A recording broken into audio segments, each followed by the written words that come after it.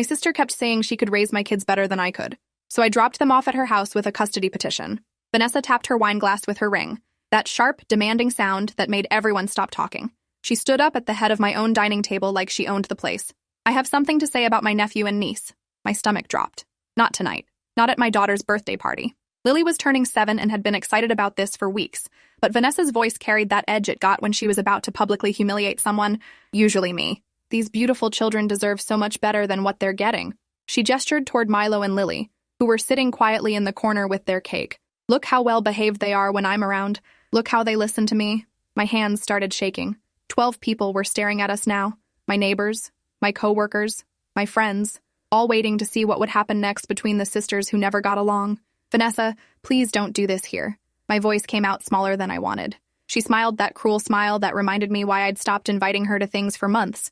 But Lily had specifically asked for Aunt Nessa at her party. She still believed her aunt loved her. Do what, Julia? Tell the truth about how these kids could thrive in a stable household? She looked directly at my neighbor, Rachel. Did you know Julia works until midnight most nights? Leaves them with babysitters who barely speak English? Rachel shifted uncomfortably. She knew I was a single mother working 2 jobs to keep us afloat. She knew I was doing my best. But Vanessa made it sound like neglect. And the apartment? Vanessa continued, her voice getting louder. 3 people in a 1-bedroom space. Milo sleeps on the couch. Lily has nightmares because there's no proper bedtime routine. Everything she said was technically true, but she made it sound criminal instead of what it was. Survival.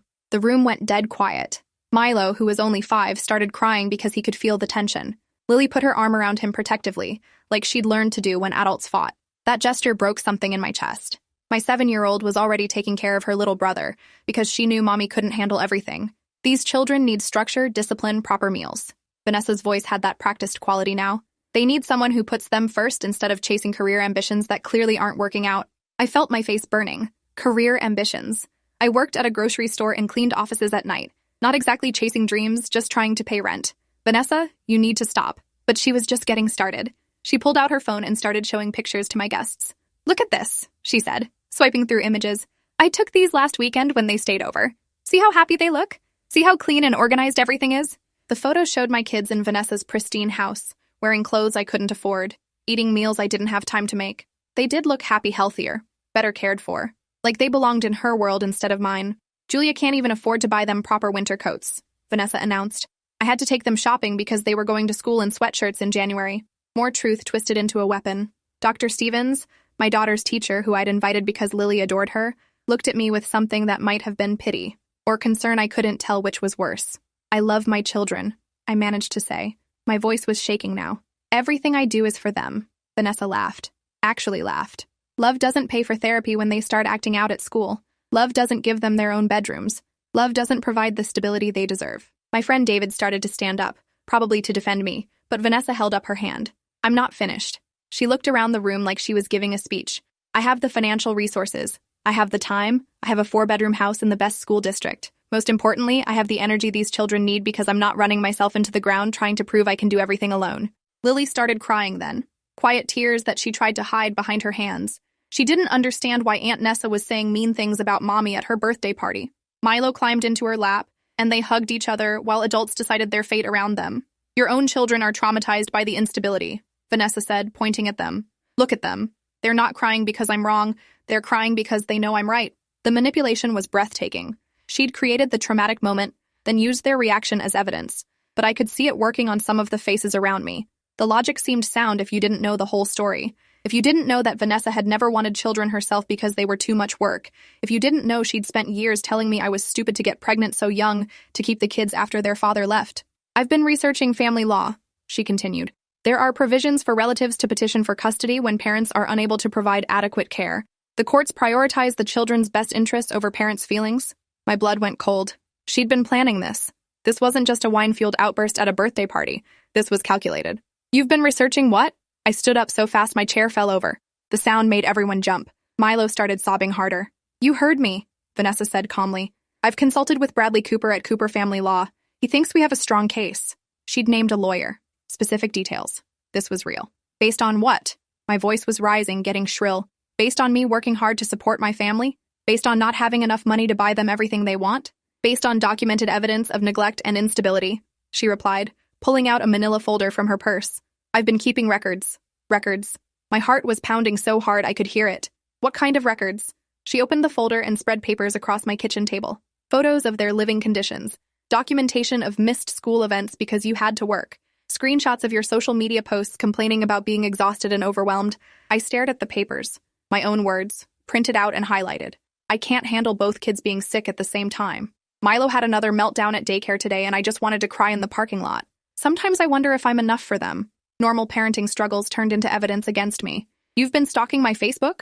I demanded. I've been concerned about my nephew and niece, she corrected, and documenting that concern appropriately. She flipped to another page. School records showing Lily was late 23 times last semester. Medical records showing Milo's anxiety diagnosis. Photos from their bedroom showing how cramped and inadequate their living space is. Each item hit like a physical blow. Everything she listed was true, but context mattered. And Lily was late because I was working double shifts and sometimes traffic was bad. Milo had anxiety because his father abandoned him, not because of me. Their bedroom was small because I couldn't afford anything bigger, but it was clean and safe and full of love. You want to take my children away from me? I said quietly. The words felt surreal coming out of my mouth. I want to give them the life they deserve, she replied. The life you can't provide. Dr. Stevens cleared her throat. Perhaps we should discuss this privately. The children are getting upset. But Vanessa shook her head. These people need to understand what's at stake. They care about Milo and Lily too. They can see the truth even if Julia refuses to. That's when something snapped inside me. The humiliation, the manipulation, the way she'd turned my daughter's birthday party into her courtroom, the way she'd used my children's natural love for her against all of us. Fine, I said, my voice suddenly calm. You think you can do better? Prove it. Everyone looked confused, including Vanessa. What do you mean? She asked. I walked over to where my kids were sitting and knelt down. Milo, Lily, pack your things. You're going to stay with Aunt Nessa. For how long? Lily asked, still crying, until she figures out what she's gotten herself into. I looked directly at Vanessa. You want them? You can have them. Tonight. Right now. The color drained from her face. Julia, I didn't mean immediately. This needs to be done through proper legal channels. But I was already helping the kids gather their birthday presents and overnight bags.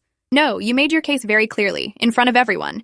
You have the better house, more money, more time, so prove it. Vanessa started backing away from the table. This isn't how custody transitions work. There needs to be paperwork, preparation, gradual adjustment. I laughed, but it sounded hollow even to me. Preparation? Like the preparation you did to destroy me at my daughter's birthday party? Like the preparation you did building a legal case against me without telling me? I was loading their things into bags while I talked. Mommy, I don't want to go, Milo whispered. It's just temporary, baby. Aunt Nessa thinks she knows what's best for you. I looked at my sister, who was now standing frozen by the door. Don't you? Isn't this what you wanted? The guests were all staring at us like we were characters in a movie. Some looked horrified. Others seemed fascinated by the drama. Take them, I said, holding out their bags. Show everyone how much better you can do. Vanessa's hands were shaking when she reached for the bags. Julia, you're being irrational. This isn't what I meant. But I was already putting on Lily's coat, helping Milo with his shoes. This is exactly what you meant. You've been planning this for months. You have a lawyer, you have evidence, you have the perfect house. So take them. Lily clung to my leg. I want to stay with you, Mommy. The words nearly broke me, but I forced myself to stay strong. I know, sweetheart, but Aunt Nessa thinks she can take better care of you. Let's see if she's right. I kissed both their heads and walked them to the door. My sister stood there holding their bags like they might explode. I can't just take them tonight. What about school tomorrow? What about their routine? Vanessa's voice was getting higher, panicked. Figure it out, I said. That's what good parents do. They figure it out. I opened the door and gestured for them to leave. Go ahead. Start proving your case. The kids were both crying now, confused and scared by the adult drama they didn't understand. But they went with Vanessa because they loved her and trusted her, because she'd always been the fun aunt who gave great presents and had the perfect house. After they left, my guests didn't know what to do. Some tried to comfort me, others just quietly left. Rachel stayed to help clean up, but she kept glancing at me like I might have a breakdown. Are you okay? She asked. No, I said, but I will be. I spent that night on my phone searching for family lawyers, but I wasn't planning to fight Vanessa in court. I was planning something much more strategic. By 3 a.m., I had a plan that would either save my family or destroy it completely. But after what she'd done tonight, I was willing to take that risk. The first call came at 6:30 a.m. Vanessa's voice was frantic, exhausted. Milo won't stop crying. He keeps asking when he can go home. Lily hasn't eaten anything. They both wet their beds because they were too scared to ask where the bathroom was. I let her talk, documenting everything she said. What do I do? She asked. Figure it out, I repeated. You're their guardian now. I hung up and called the first number on my list. Maria Gonzalez, family attorney, answered on the second ring. I need to file an emergency motion, I told her. My sister forcibly took my children based on false allegations, and I have witnesses. Maria was quiet for a moment. Did you willingly give her the children? Under duress and coercion? Yes. She threatened legal action in front of a room full of people if I didn't comply. That changes everything, Maria said. Can you be here in an hour? By 9 a.m., I was sitting in her office recording a detailed statement about the previous night's events. Your sister made a crucial mistake, Maria explained. She claimed to have legal grounds for taking custody, then accepted the children through intimidation rather than proper channels. That's coercion, possibly kidnapping. The second call from Vanessa came during my meeting with Maria. I put it on speaker with her permission. Julia, please, they won't stop crying. Milo had a panic attack when I tried to drop them at a different school. Lily keeps asking if you're dead because that's the only reason she can think of that you'd give them away. Vanessa was crying now, too. I can't handle this. You said you could raise them better than me, I reminded her, still recording. You said you had the energy, the resources, the stability. So handle it. Maria was taking notes, documenting Vanessa's admission that she couldn't care for them properly. Julia, please. I made a mistake. Can we talk? Through my attorney, I said, and hung up. Maria scheduled an emergency hearing for that afternoon. Judge Patricia Hayes handles these cases quickly when child welfare is involved. We'll argue that your sister's actions constitute unlawful detention and that the children need to be returned immediately pending a full custody evaluation. I felt hope for the first time in 12 hours, but Vanessa called Cooper Family Law first. By noon, I had a cease and desist letter claiming I'd abandoned my children and had no legal right to contact them. This actually helps us, Maria said, reading the letter. They're claiming abandonment, but we have witnesses to the coercion. They're also claiming legal authority they don't actually have. The emergency hearing was scheduled for 2 p.m. At 1:30, my phone buzzed with a text from an unknown number. It was Dr. Stevens, Lily's teacher. I've been thinking about last night. What your sister did was wrong. I'm willing to testify about what I witnessed if it helps get the children back to you. 3 more texts followed from other guests offering to be witnesses. Judge Hayes was a stern woman in her 50s who looked like she'd heard every family sob story imaginable. Cooper Family Law had sent an associate, Nathan Mills, who immediately started arguing that this was a custody dispute between family members and should be handled through mediation, not emergency intervention. Maria countered that this was unlawful detention of children taken through threats and coercion. Let me understand this, Judge Hayes said, looking at the paperwork. Ms. Vanessa claimed she had grounds for a custody petition, used that threat to coerce her sister into surrendering the children, then accepted custody without any legal authority to do so. Nathan Mills tried to interrupt, but the judge held up her hand. Ms. Vanessa isn't even here to represent herself? She's caring for the children, Your Honor, Mills said weakly. Judge Hayes looked unimpressed. She's unlawfully detaining children she has no legal right to possess. Where are these children now? Mills admitted he wasn't sure. Vanessa hadn't returned his calls since that morning. So you're representing someone who may have fled the jurisdiction with children she's holding illegally? The judge ordered an immediate welfare check at Vanessa's address. 2 sheriff's deputies were dispatched while we waited in the courtroom. 20 minutes later, Deputy Collins called in his report. Your Honor, the children are present and appear physically unharmed but are extremely distressed. The woman Vanessa is also present and appears to be having some kind of breakdown. She's requesting immediate assistance with returning the children. Judge Hayes looked at Nathan Mills. Does your client still wish to pursue custody? Mills was frantically texting someone, probably trying to reach Vanessa or Cooper himself. Your Honor, we request a continuance to properly evaluate the situation. Motion denied. Deputy Collins, please facilitate the immediate return of these children to their mother, Ms. Julia. You'll have temporary sole custody pending a full evaluation within 30 days. I was in my car heading to Vanessa's house within minutes, Maria following in her own vehicle. The drive felt like hours, even though it was only 15 minutes. I kept imagining what I'd find when I got there. Were my kids okay? How traumatized were they? Would they blame me for sending them away in the first place? Vanessa's perfect house looked like a war zone. The front door was standing open, and I could hear crying from inside. Deputy Collins met me at the entrance. Ma'am, the children have been asking for you constantly. They're scared and confused, but not physically harmed. The woman who took them is in the kitchen having what appears to be a panic attack. I ran past him toward the crying sounds.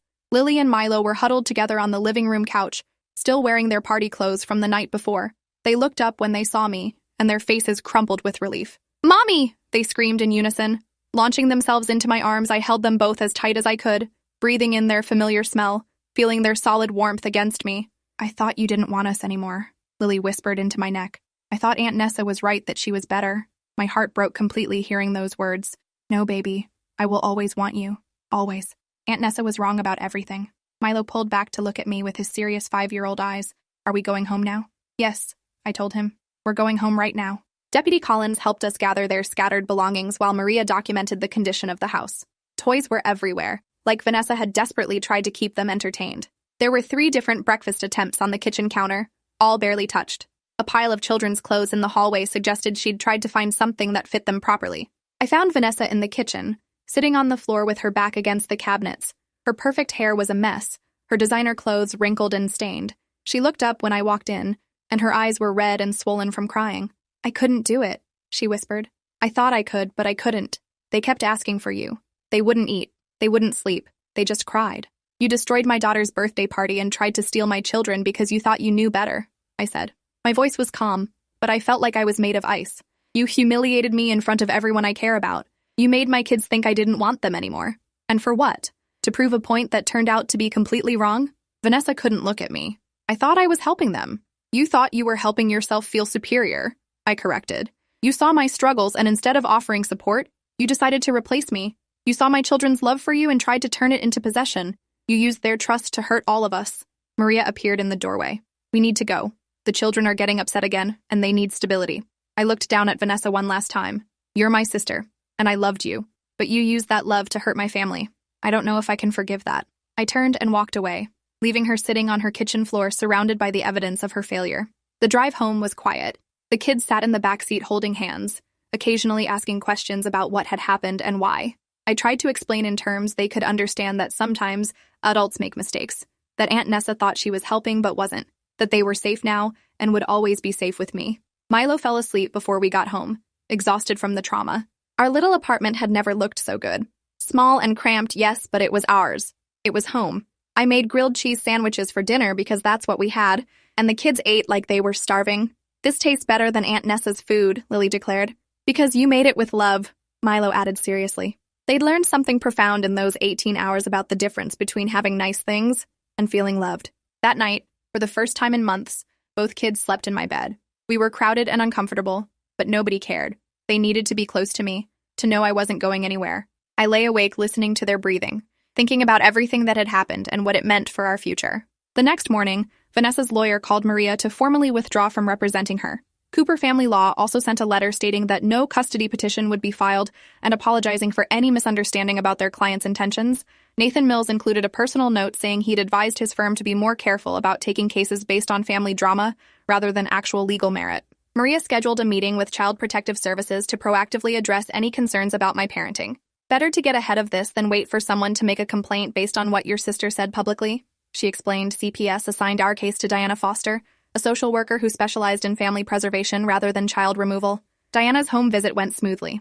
She saw our small space but noted how organized and clean it was, how the children interacted with me, how they talked about their daily routines and school activities. "Single parents face unique challenges," she told me. "What matters is that you're meeting your children's basic needs for safety, love, and stability. From what I see, you're doing that." She also interviewed the kids separately, age-appropriately asking about their feelings and their home life. Lily told her about how I helped with homework every night and how we had movie night on Fridays. Milo showed her his drawings on the refrigerator and explained how I made voices for all his stuffed animals during bedtime stories. Diana's report was completely favorable.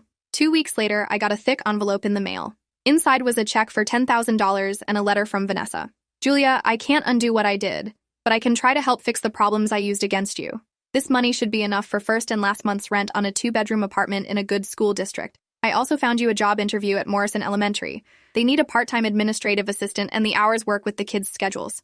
The letter continued. "I don't expect forgiveness. I don't deserve it.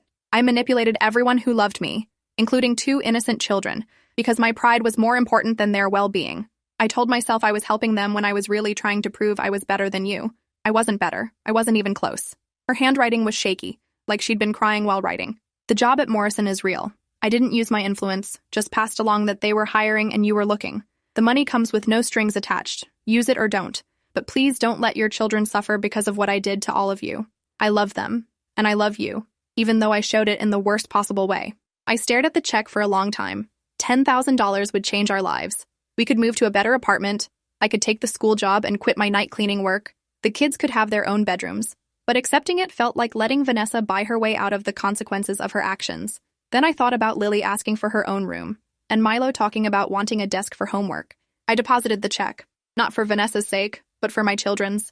They deserved better than what I could provide on my own right now, and if their aunt's guilt money could give them that, then I'd swallow my pride and take it. But I also wrote Vanessa a letter making it clear that financial support didn't equal forgiveness or a relationship. She'd lost the right to be part of our family when she tried to destroy it. The interview at Morrison Elementary went perfectly. The principal, Mrs. Rebecca Hayes, was impressed by my organizational skills and my understanding of what parents needed from school communication. "We need someone who gets that parents are juggling multiple responsibilities," she said. "Someone who can help us be more supportive rather than just demanding." The job paid well and came with health benefits for all of us. We moved to the 2-bedroom apartment 6 weeks later. It was in the same school district, just 10 minutes from our old place. But the difference was dramatic. Lily's room had windows on 2 walls and space for a real desk. Milo's room was painted blue, his favorite color, and had built-in shelves for his books and toys. For the first time in their lives, they each had their own private space. The first night in the new apartment, I tucked them into their separate beds and felt something profound shift. This wasn't just about having more room. It was about dignity, privacy, the ability to invite friends over without embarrassment. All things I hadn't realized we'd been missing until we had them. Things Vanessa had been right about, even though her methods were completely wrong. 3 months after the custody crisis, Lily's teacher requested a parent conference. Mrs. Anderson had been documenting positive changes in Lily's behavior and academic performance since we'd moved. "She seems more confident, more settled," Mrs. Anderson explained. "Her anxiety about being late has completely disappeared, and she's participating more in class discussions. Whatever you're doing at home is working." Milo's kindergarten teacher reported similar improvements. His separation anxiety had decreased significantly, and he was making friends more easily. "He talks about his room a lot," Mrs. Chen noted. "Having his own space seems to have given him a sense of security he didn't have before." The stability of my new job meant I could volunteer for field trips and school events, which both kids loved. I hadn't spoken to Vanessa since that day at her house, but I knew from other family members that she was struggling. Our mother called occasionally with updates I didn't ask for. Vanessa had started therapy, she said. She'd taken a leave of absence from work. She'd been asking about the kids constantly, but understood she wasn't welcome to contact us directly. "She made her choices," I told my mother. "I'm glad she's getting help, but my priority is protecting my children from any more trauma." My mother, who had always favored Vanessa for her success and stability, was finally understanding the full scope of what had happened. "I never thought she'd go that far," she admitted. "I knew she judged your parenting, but I didn't think she'd actually try to take them." 6 months after everything fell apart, I was working late one evening when my phone buzzed with a text from an unknown number. "Julia, this is Vanessa. I know you don't want to hear from me, but I need you to know something important. I'm not asking for forgiveness or a relationship. I just need you to have this information." A link followed to a news article about Bradley Cooper, the lawyer she'd consulted about custody.